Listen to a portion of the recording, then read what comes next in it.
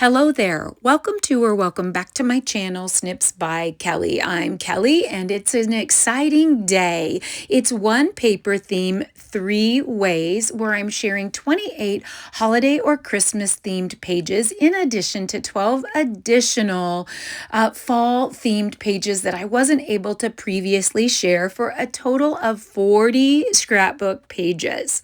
Now, those of you that follow me know I love to take one paper theme and do 3 different styles of workshops.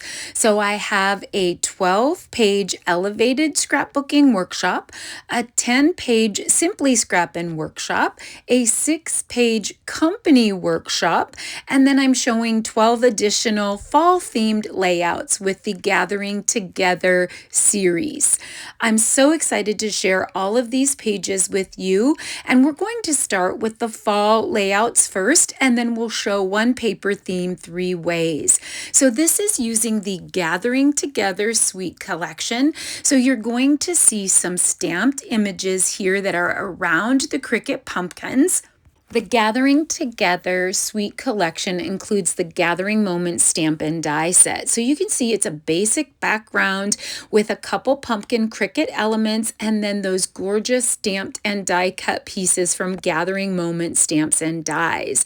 Here's another really simple one. I took a Cricut circle, a wreath circle, and just snipped pieces of it off so that I could stretch it across 2 pages.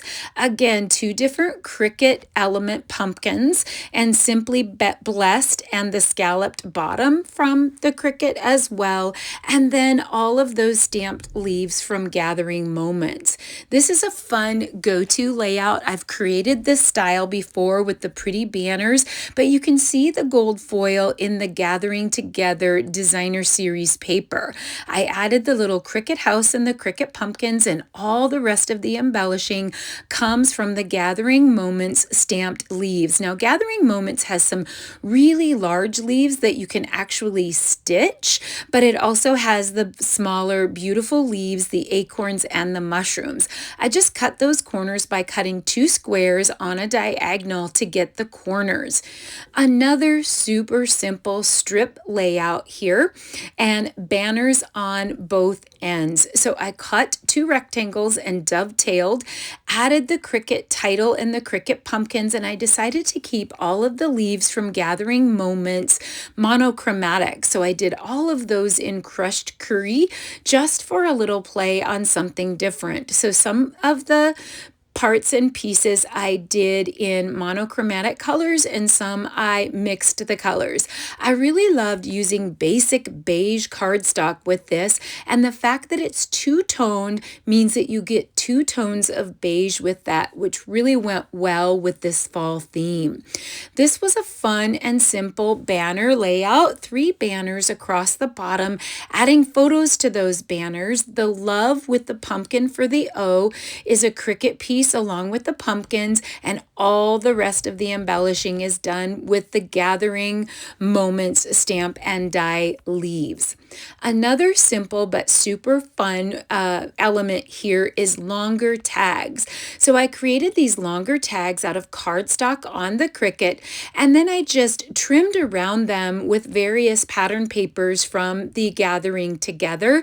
I definitely added some earthen metallic paper in there to just jazz those up a little bit, and then decorated those with the leaves. Now let's move into the company workshop for keeping traditions. Everything that you need is encompassed in the kit, so you can see how they coordinated the colors by adding secrecy to the right and then a couple strips of secrecy to the left, and then adding all of those other elements there. Now, in each scrapbooking workshop kit, the company adds an optional technique, and with this technique they did a little bit of markering with the Stampin' Blends, and they added Wink of Stella. I don't know if you can see that, it's a little fuzzy there on camera, but the Wink of Stella is what adds the shimmer when you add the Wink of Stella to the Stampin' Blends marker.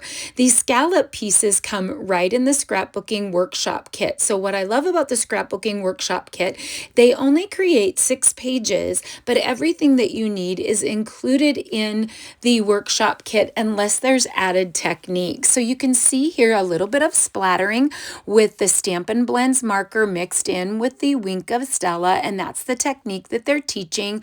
I love that you can get quite a few photo opportunities with this and all the added punch outs, ephemera, and stickers that come right in the workshop kit. Now, I did add the sequins called Traditional Sparkling Sequins to the workshop kit. Now, I will say that I haven't secured them down with additional liquid glue, but you definitely need to. They will pop right up because they're a little bit thinner, but by just adding a little liquid adhesive, that really helps a lot. So the pattern paper in the designer series paper shown here in the 10-page Simply Scrappin is so gorgeous. It has that gold foil embedded in it, and you can see I used 3 basic pieces of DSP, but I did also add some ephemera so that I could stretch the stickers. I added Christmas tags and more that has 6x6 papers and some ephemera in it that you can punch out, and that really helped me to stretch the stickers across 10 pages. So you can see this is a basic strip layout with the strips on the left, leave a space, add the strips on the right. Now you can see that this is some of the ephemera from the tags and more that actually had a busy pattern on the back, and I used the back side of the ornament as a white landing spot for some of the little bits and pieces of ephemera that come in that set and mixed those with the stickers in the Traditions of Christmas designer series paper, and it really helped me to stretch that. So there you can see one of those traditional sequins that popped off. So you definitely do need to secure those down with some liquid glue. I haven't done that. I haven't gone back through. I have to get my photos on these pages, and so I'll go back and I'll secure everything down. A lot of times I create and then I go back and sort of lock it down with additional adhesive. So I used a square again, or actually a longer rectangle, cut that on a diagonal to add that little patch on the upper left and the lower right. Such a simple and basic layout, but I added the red Christmas cardinal to that and some of the little bits and pieces of ephemera there. This one I really loved. It was so fun. It's just using rectangles, cutting them on an angle to make the triangular pieces, and then adding that extra strip of paper with the space in between that shows the right. But as I'm showing you here, you can actually turn these pages in any direction and they look pretty cool. So it sort of depends on the angle that you like best. This is the orientation that I used with the cardstock kind of butting up against each other, but at different angles. And then I love that you could have 3 larger photos on each page. So I basically decorated with handmade tags by snipping off the corners and adding some of those traditional sequins to the tags. And then I used the stickers in the sticker sheet along with a little tiny bit of the ephemera that comes with the Christmas tags and more. I do think the Christmas tags and more have sold out, but the Keeping Traditions designer series paper, I think is still there, but don't quote me on that.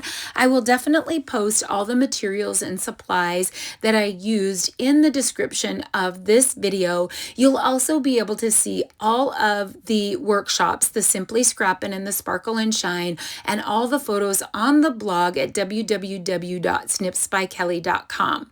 Here is another play on angles where I used a 12-inch rectangle, cut that on a diagonal, and added those to the bottom of the rectangle floral piece. That floral is so gorgeous with the gold foil in it.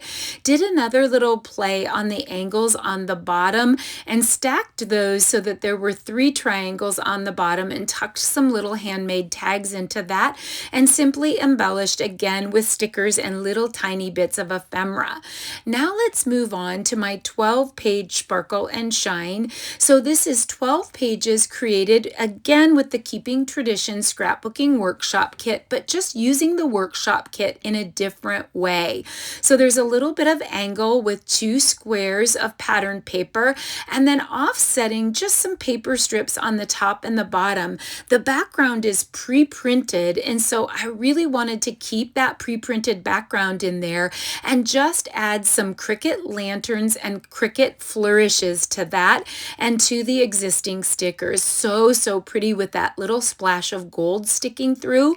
Now, as you can imagine, when you're stretching 6 pieces of designer series paper with 4 pre-printed backgrounds across 12 pages, it's hard to stretch. So this is actually my real pieces of paper and stickers that I have left, everything that I have left from the kit.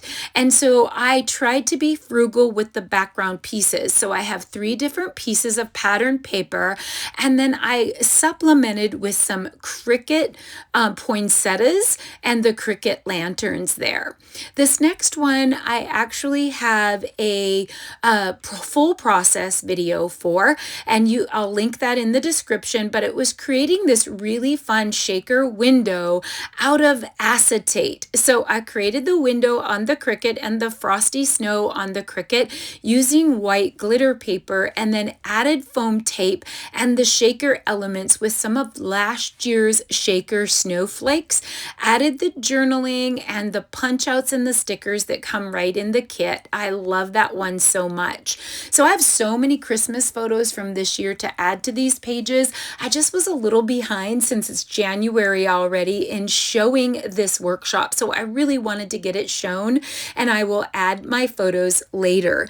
Now, this little punch out journaling piece came right in the punch outs in the workshop kit. So I added some foam tape just in the right spots to create that pull out piece. It already says pull out on the top.